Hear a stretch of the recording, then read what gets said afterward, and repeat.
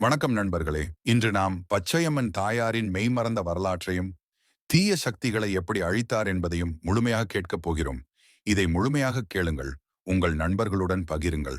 பச்சையம்மன் தாயாரின் அருள் அனைவருக்கும் கிடைக்கட்டும். நீண்ட காலங்களுக்கு முன்பு தொண்டை நாட்டில் அமைந்த ஒரு அழகான கிராமம் இருந்தது. மக்கள் மிகுந்த பக்தியுடன் அமைதியாக வாழ்ந்து வந்தனர். அவர்கள் விவசாயம் செய்து கடவுளை நம்பி ஒற்றுமையாக வாழ்ந்தார்கள். ஆனால் ஒரு நாள் திடீரென கிராமத்தில் தீய சக்திகள் புகுந்தன. அவர்களுடைய வருகையால் கிராமத்தில் அழிவு தொடங்கியது. விவசாயம் நாசமாயிற்று.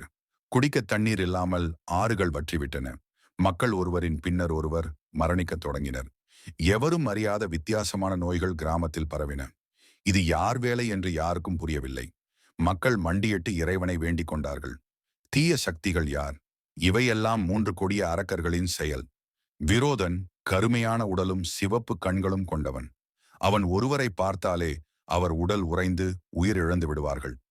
கோரகன் சூறாவளிகளை உருவாக்கி ஒரு கிராமம் முழுவதும் அழிக்கக்கூடிய சக்தி கொண்டவன்.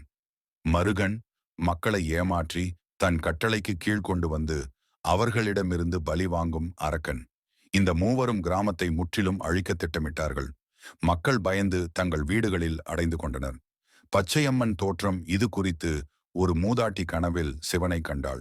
சிவன் அவளிடம், பச்சையம்மனை வழிபட்டால் மட்டுமே இந்த தீய சக்திகள் அழியும் என்று கூறினார். மக்கள் அனைவரும் அம்மனை தேடினர். ஒரு நாள் ஒரு பெரிய ஆலமரத்தடியில் தெய்வீக ஒளி வீசியது. மக்கள் அங்கு ஓடிச் சென்றனர். அங்கு பச்சையம்மன் பசுமை நிறத்துடன் தோன்றி மக்களை நோக்கி பேசினான். நான் வந்திருக்கிறேன்.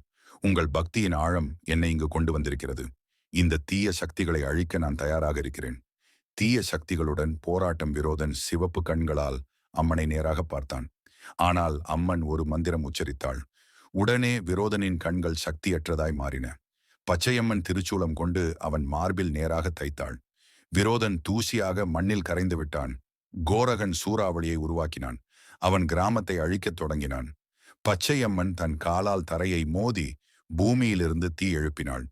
அந்த நெருப்பு சூறாவளியை முழுவதுமாக எரித்து கோரகனை சுட்டெரித்து விட்டது. மருகன் மக்களை ஏமாற்ற முயன்றான்.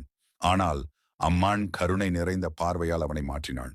அவன் தனது பாவங்களை உணர்ந்து அம்மனை வணங்கி நல்லவனாக மாறினான். அருள் பாலித்த அம்மன் இந்த மாபெரும் போராட்டத்திற்கு பிறகு கிராமம் மீண்டும் உயிர் பெற்றது. வறண்ட நிலம் பசுமையாக மாறியது. மக்களின் நோய்கள் நீங்கின. நீரூற்றுகள் மீண்டும் பொங்கின. மக்களுக்குள் அமைதி ஏற்பட்டது. அந்த நாளிலிருந்து கிராம மக்கள் பச்சையம்மனை காவல் தெய்வமாக போற்றி வழிபட்டனர். அம்மனுக்கு சிறப்பு வழிபாடுகள் இன்று வரை. ஆடி மாதத்தில் அம்மனுக்கு தீமீதி விழா, முளைப்பாரி, பன்னீர் அபிஷேகம் மற்றும் மஞ்சள் நீர் அபிஷேகம் போன்ற வழிபாடுகள் நடைபெறுகின்றன. தீய சக்திகள் எவ்வளவு சக்தி வாய்ந்தவையாக இருந்தாலும் நல்லது எப்போதும் வெல்லும். நம்பிக்கை மற்றும் பக்தி கொண்டவர்கள் கடவுளின் அருளை பெறுவார்கள்.